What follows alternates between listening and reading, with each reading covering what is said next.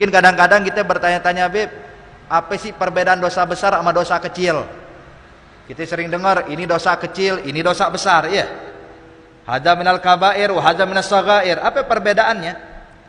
Ikhtalaful ulama. Ulama berbeda pendapat akan hal ini. Ada yang mengatakan dosa besar itu setiap dosa yang wajib dikenakan had, hukuman. Seperti bunuh, qisas. Mencuri, potong tangan. Ya. Jadi itu adalah maksiat-maksiat yang mana diwajibkan pelakunya dikenakan had atau hukuman yang telah digariskan syariat. Adapun atas pendapat ini saudara sekalian, berarti maksiat apapun yang tidak dikenakan had atau hukuman secara syariat, maka itu namanya dosa kecil. Pendapat sebagian ulama. Ada pendapat mengatakan, ulama yang lainnya mengatakan, dosa besar adalah dosa yang disebutkan oleh Allah di dalam Al-Quran.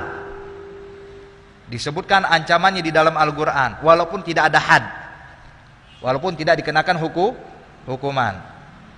Seperti apa? Seperti gosip, ngomongin orang, ya. Ngomongin orang, ancamannya disebutin dalam Al-Quran. Allah nyatakan dalam Al-Quran, wala yaghtab ba'dukum ba'dha ayyuhibba ahadukum ayakula lahma akhihi maitan fakarihtumu. Ini dosa yang disebutkan oleh Allah dalam Al-Quran. Tapi apakah dikenakan had? Apakah orang gosip dipecut? Apakah orang yang bergosip bakal dipenjara? Tidak, ya. Tapi disebutkan nggak dalam Al-Quran? Disebutkan dalam Al-Quran. Maka atas pendapat ini, bergosip merupakan dosa besar. Tapi pendapat pertama mengatakan kalau nggak kena had berarti dosa kecil. Atas pendapat pertama, gosip merupakan dosa kecil. Tapi menurut pendapat kedua, gosip merupakan dosa besar, saudara sekalian. Ada pendapat yang lainnya. Yang namanya dosa besar itu kembali kepada pribadi masing-masing. Kalau pelakunya merasa berat dan merasa malu dan menyesali akan kemaksiatan yang dilakukannya, maka itu dosa besar. Tapi kalau seandainya pelaku kadang-kadang melakukan, dia belum pernah melakukan maksiat sedikit, nganggap enteng, ini dosa kecil bagi dia. Dan ada pendapat keempat, pendapatnya kaum sufiyin. Orang-orang sufi berpendapat dosa besar itu, Pak, adalah setiap dosa kepada yang maha besar, besar. Ketika orang bermaksiat kepada siapa? Kepada Allah. Allah maha besar, Allah maha agung. Dan setiap maksiat kepada yang maha agung, agung. Maksiat yang dilakukan kepada yang maha besar, besar. Maka atas pendapat keempat ini tidak ada yang namanya dosa kecil, semua dosa besar di hadapan Allah Subhanahu wa taala.